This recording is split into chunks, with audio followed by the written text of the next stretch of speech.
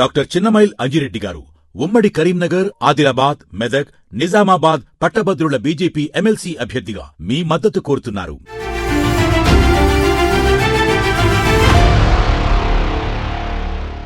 ఇక్కడ simple point 42% local bodies లో బీసీలకి రిజర్వేషన్ రావాలనేది ఒకటి. కామారెడ్డి డిక్లరేషన్ లో చాలా క్లియర్ గా 42% రిజర్వేషన్లు కల్పిస్తాం, చట్టబద్ధత తీసుకొస్తాం అని చెప్పారు. 25,000 మందిని కొత్తగా సర్పంచ్లను మేము తయారు చేస్తాం, సర్పంచ్లు కానీ ఎంపీటీసీ ప్రజాప్రతినిధులను తయారు చేస్తామని చెప్పారు. ఇప్పుడు ఇక్కడ గవర్నమెంట్ సరే మొత్తానికి తలొగ్గింది, వెనక్కి తగ్గింది, 42% మేము చట్టబద్ధత కల్పిస్తాం, రాష్ట్ర అసెంబ్లీలో బిల్లు పెడతాం అంటున్నారు. ఓకే, బిల్లు పెడతారు, అల్టిమేట్గా పార్లమెంట్లో దాన్ని ఆ బిల్లు రూపంలో తీసుకురావాల్సి ఉంటుంది. ఒకవేళ కోర్టుకు వెళ్ళినా కోర్టు కూడా దాన్ని తీసేయాల్సి ఉంటుంది, అమలు చేయమని చెప్పాల్సి ఉంటుంది. ఇప్పుడు బంతిని ఇటువైపు నుంచి అటువైపు నెట్టడం వల్ల ఈ 42% రిజర్వేషన్ వచ్చే అవకాశం ఉందని అనుకుంటున్నారు. ఒకటి ఏం చెప్తాను అంటే రేపు పొద్దున ఏం చెప్తారు, మేము చేసినాం కదా, మా పని అయిపోయింది. విషయం ఏంటంటే దానికి రాష్ట్ర ప్రభుత్వం క్లియర్గా ఒక మాటను మెన్షన్ చేసింది. దాంట్లో దీన్ని పూర్తి స్థాయిలో అమలు చేయించడం కోసం పూర్తి స్థాయిలో ఎఫర్ట్స్ పెట్టడానికి మేము సిద్ధంగా ఉన్నాం అనేటువంటి మాట, అది బలమైనటువంటి మాట. రెండోది ఏంటంటే ప్రక్రియ స్టార్ట్ కావాల్సింది ఈ విధానంగానే. తెలంగాణ రాష్ట్రంలో ఉన్నటువంటి ప్రజలు మేము చేసినటువంటి డెడికేట్ కమిషన్ ఇచ్చిన రిపోర్ట్ ఆధారంగా, లేకపోతే చేసినటువంటి సెన్సస్ ఆధారంగా వీళ్ళకి ఇంతవరకు ఇవ్వచ్చు అనేటువంటి ఒక, సరే ఎక్కువన్నారా తక్కువన్నారా తర్వాత, కానీ అబౌవ్ 42 అబౌవ్ 42 అనేటువంటి లెక్క దొరికింది. కాబట్టి 42% వరకు రిజర్వేషన్ ఇవ్వచ్చు అనేటువంటి బలమైనటువంటి విషయాన్ని మనం చట్టసభ ద్వారా పార్లమెంట్ ముందు పెట్టవచ్చు. సో దాన్ని ఇంప్లిమెంట్ చేయాల్సినటువంటి బాధ్యత భారతీయ జనతా పార్టీ నడిపిస్తున్న ఎన్డీఏ కూటమి పైన ఉంది. ఒకవేళ మేము బీసీలకు రిజర్వేషన్ ఇయ్యము, కానీ మాకు బీసీల ఓట్లు కావాలని ఇక్కడ వచ్చినప్పుడు ఖచ్చితంగా అల్టిమేట్గా భారతీయ జనతా పార్టీకి తెలంగాణ రాష్ట్రంలో బీసీల ఓట్లు అడిగేటువంటి హక్కు కోల్పోతుంది. కానీ సమయం చాలా ఉన్నప్పుడు, ఇప్పుడు కాంగ్రెస్ అధికారంలోకి రాగానే కులగణన చేసి డెడికేటెడ్ కమిషన్ వేసి ఈ 42%కి చట్టబద్ధత కల్పించి అసెంబ్లీలో ఆ బిల్లుని ఇమీడియట్గా పంపించి ఉండే ఒక 3 నెలలు 4 నెలలు ఎక్కువ సమయం ఉండేది, ఒక 8-9 నెలల కీలకమైన సమయం ఉండేది. ఈ కాలంలో ఒక ఉద్యమాన్ని నిర్మించిన కేంద్రాన్ని దిగొచ్చేలాగా చేయడానికి అవకాశం ఉంటుండే. ఇప్పుడు లోకల్ బాడీ సెలక్షన్ పెట్టకపోతే కేంద్ర నిధులు రావని ఇంకొకటి ముందు పెడుతున్నారు, తక్షణమే పెట్టాలంటున్నారు.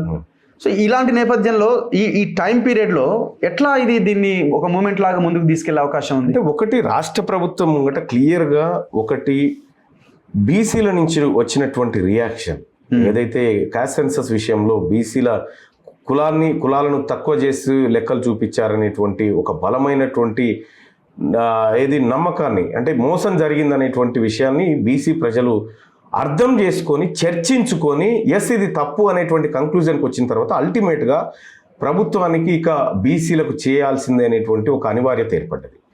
దాంట్లో భాగంగా ఇప్పుడు వాస్తవానికి కూడా కాంగ్రెస్ పార్టీ ప్రభుత్వాన్ని నడిపిస్తున్నటువంటి ఇక్కడ రేవంత్ రెడ్డి గారు ఎవరైతే ఉన్నారో అప్పర్ క్యాస్ట్ అయినప్పటికీ ఆయన క్లియర్గా అధిష్టానం, ముఖ్యంగా రాహుల్ గాంధీ గారు ఇచ్చినటువంటి ఆదేశాలను ఇంప్లిమెంట్ చేయాలని నాతోటే సీరియస్గా మాట్లాడిండు. దాన్ని మనం దేశానికి ఆదర్శంగా చేయాలి మళ్ళన్నా అంటే నేను కూడా చెప్పిన ఇది ఒక పండుగ వాతావరణంలో చేయాలని చెప్పిన. కాకపోతే నాకు కొన్ని డౌట్స్ కొంత దాన్ని పరిశీలించినప్పుడు కనిపిస్తూ ఉన్నాయి. సో జానారెడ్డి గారు ఎప్పుడైతే ఎంటర్ అయ్యారో ఈ అంశంలోకి అప్పుడు నాకు కొంత ఆందోళన కలిగింది. ఇతను ఎంటర్ కావడం అంటే దశాబ్దాలుగా బీసీలకు జరుగుతున్నటువంటి అన్యాయం ఏదైతే ఉందో, బీసీలకు రిజర్వేషన్లకు దక్కకుండా చేసినటువంటి అన్ని వ్యవహారాల్లో జానారెడ్డి గారి హస్తం ఉంది. అప్పట్లో బీసీలకు రిజర్వేషన్ పెంచి ఇస్తామనేటువంటి టైంలో స్వప్నారెడ్డి అనే మహిళతోటి కేసు వేయించినటువంటి వ్యక్తి అని జానారెడ్డి గారి పైన అపవాదం ఉంది. సో ఇట్లా జానారెడ్డి గారు ఎంటర్ అయిన తర్వాత కొంత డౌట్ వచ్చింది. మనము క్యాస్ట్ సెన్సస్ చేయాలి, పకడ్బందీగా చేయాలనుకున్నప్పుడు గతంలో కేసీఆర్ చేసినటువంటి విధానాన్ని అవలంబించాల్సిందే.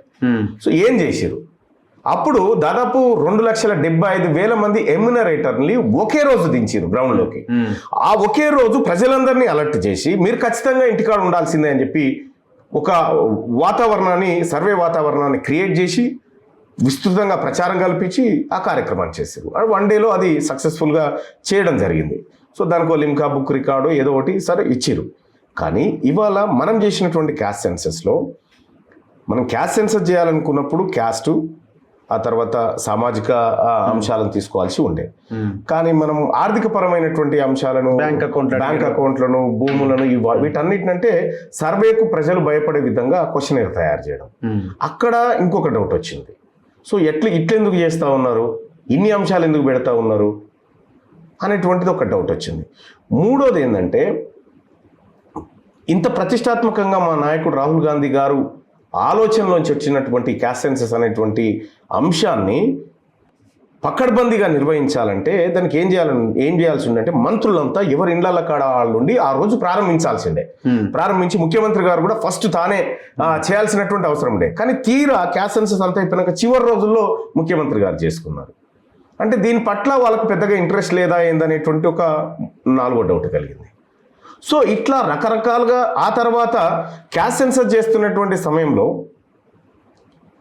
అధికారుల పైన పర్యవేక్షణ లేదు. ఉత్తమ్ కుమార్ రెడ్డి గారు అధ్యక్షుడిగా ఉన్నప్పటికీ దానిపైన సమీక్ష లేదు, ఏమీ లేదు. ఏదో దాని అంగట్లో దొరికిన బిడ్డకు అవ్వేవాడు అన్నట్టుగా అయిపోయింది. అంతే, అధికారులు పోతే డేటా లేకపోతే లేదు. అంటే ఈ పరిస్థితి క్రియేట్ చేసినది ఇక్కడ. అంటే ఇవన్నీ కూడా ఒక రకమైనటువంటి అనుమానాలని మాలాంటి వాళ్ళకు క్రియేట్ చేసినాయి. సో ఈ క్యాస్ట్ సెన్సస్ చేసినారు, 96% పూర్తయిపోయింది, ఇంకా కొద్ది మందే ఉన్నారు అంటే, సో మనం కల్లారా చూస్తున్నటువంటి లెక్కల ప్రకారం మనం ఎన్నో చేస్తున్నటువంటి అబ్జర్వ్ చేస్తున్నటువంటి అంశాల ద్వారా అసలు 60-70% కూడా కాలేదు అనేది మనకున్న లెక్క. కానీ 90% అన్నప్పుడు ఇంకో డౌట్ రేజ్ అయింది. ఇంకో డౌట్ రేజ్ అయిన తర్వాత కరెక్ట్గా ఫిబ్రవరి 2వ తారీఖు రోజు క్యాస్ట్ సెన్సస్ వివరాలు బయట పెడుతున్నారు అనేటువంటి టైంకు అక్కడ వరంగల్లో బీసీ గర్జన జరిగింది.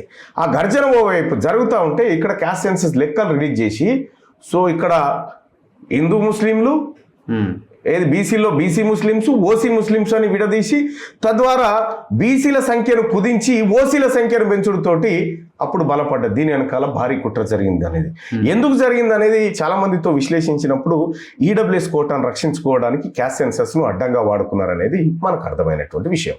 సో దీని ఎంటైర్ ప్రాసెస్ వెనుక జానారెడ్డి గారి హస్తం ఉందనేది మేము నిర్ధారణకు వచ్చిన తర్వాత ఈ వ్యవహారాన్ని వ్యతిరేకించినాం.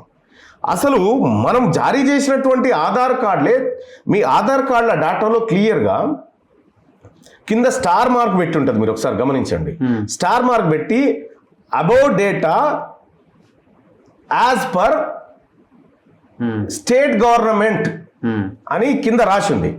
ఏదైతే మీద చూపిస్తున్నటువంటి తెలంగాణ రాష్ట్రంలో 3,95,00,000 ఆధార్ కార్డులను జారీ చేయడం జరిగింది. ఆ ఆధార్ కార్డులకు సంబంధించినటువంటి సంపూర్ణమైన డేటా ఇక్కడ మేము ఎట్లా తెలంగాణ రాష్ట్ర ప్రభుత్వం ఇచ్చిన డేటా ఆధారంగా పొందుపరుస్తున్నామని పెట్టడం జరిగింది. 3,95,00,000 ఆధార్ కార్డులు బయోమెట్రిక్తో ఇచ్చేటివారు. ఒకటే ఆధార్ కార్డు, రెండోది ఏనికి కూడా ఛాన్స్ లేదు, ఏదో కలర్ జిరాక్స్ తీసుకుంటూ తప్పితే. కానీ ఎన్రోల్ అయినటువంటివి 3,95,00,000 ఉన్న తర్వాత మనం క్యాస్ట్ సెన్సస్ లో తెలంగాణ రాష్ట్రంలో ఉన్నటువంటి ప్రజలు 3,70,00,000 అని చెప్పుడుతోటి అనుమానం ఇంకా బలపడిపోయి. సో ఈ అంశాలు వచ్చిన తర్వాత ఇది మా ప్రజలను మోసం చేస్తున్నటువంటి సర్వే, ఇది మా ప్రజలను దాచిపెట్టి 40 లక్షల మంది బీసీలను కప్పిపుచ్చి అప్పర్ క్యాస్ట్ వాళ్ళని పెంచుతున్నటువంటి లెక్క అనేటువంటి కంక్లూజన్కి వచ్చి ఆ పేపర్ను తగలబెట్టడం జరిగింది. నా పాయింట్ ఏంటంటే, మీతో అన్నారు కదా రేవంత్ రెడ్డి గారు దీన్ని దేశానికి రోల్ మోడల్ గా నిర్వహించాలి అని, మీరు కూడా అన్నారు కదా పండగలాగా చేద్దాం రేవంత్ రెడ్డి గారు అని. మరి ఎక్కడ రేవంత్ రెడ్డి తప్పు చేసిండా? నేనేమంటే జానారెడ్డి గారు చేసి ఉండొచ్చు నాకు తెలిసి. రేవంత్ రెడ్డి గారు క్లియర్గా ఉన్నాడు అక్కడ, ఎందుకంటే ఆయన చాలా తెలివి కలవాడు. ఎందుకంటే ఈ లెక్కలు బయటకు వస్తే బీసీలు పట్టుకుంటారు, రేపు బీసీల దృష్టిలో నేను దోషిగా నిలబడేటువంటి ఉద్దేశం ఆయనకు లేదు. కానీ జానారెడ్డి గారు ఎప్పుడైతే ఎంటర్ అయ్యారో 100% అక్కడ మ్యానిపులేషన్. ఇంత పెద్ద మ్యానిపులేషన్ జానారెడ్డి చేసిండా? 100% గానే ఉన్నాడు కదా, ఎక్కడ ఆయనకు పదవి లేదు. మీరు అనుకుంటున్నారు ఈ క్యాస్ట్ ఆ తర్వాత బీసీల రిజర్వేషన్ అంశం వచ్చిన ప్రతిసారి ఆయన సెక్రటేరియట్ లో మీటింగ్ లో వచ్చి కూర్చున్నాడు. ప్రతిసారి కూర్చున్నాడు. ఈ మధ్య కాలంలో వస్తలేనట్టు, ఎందుకంటే ఈ అంశం బయటకు వచ్చిన తర్వాత. సో కాబట్టి ఇది కంప్లీట్ గా జానారెడ్డి గారు ఫ్యూచర్ లో రెడ్డి రాజ్యాన్ని కాపాడుకోవడం కోసం వేసినటువంటి ఎత్తుగడ, రెడ్డి పిల్లలకు ఉద్యోగాలు కల్పించడం కోసం వేసినటువంటి ఎత్తుగడ ఈ క్యాస్ట్ సెన్సస్ ను వాడుకుంటూ ఇందులో బీసీలను తగ్గించి చూపెట్టారు. జానారెడ్డికి రేవంత్ రెడ్డి తలొగ్గినట్టు అనుకోవాలా ఇప్పుడు? అంటే జానారెడ్డి గారి మాటను కాదని లేకపోయిందా, మరి లేకపోతే జానారెడ్డి గారు చూస్తున్నాడు కదా అని నమ్మిండా ఏందనేది తెలియదు. కానీ మొత్తానికి మాత్రం తెలంగాణ రాష్ట్రంలో బీసీలు 21 లక్షల మంది, బీసీ 22 లక్షల మంది కొత్తగా రావాల్సిన వాళ్ళు, ఆ తర్వాత పాత వాళ్ళు 22 లక్షల మంది, 44 లక్షల మంది బీసీల అడ్రస్ గలంత అయిపోయింది. అలాగే మైనారిటీస్, ఎస్సీల డేటా కూడా గలంత అయిపోయింది. మొత్తానికి ఒక 60 లక్షల గ్యాప్ కనిపిస్తూ ఉంది.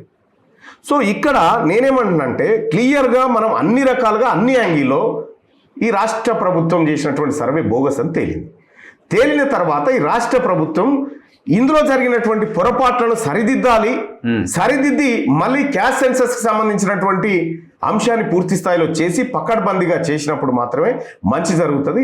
లేకపోతే నేను బీసీల పక్షాన్నే ఉంటాను అనేటువంటి అల్టిమేటం కూడా జారీ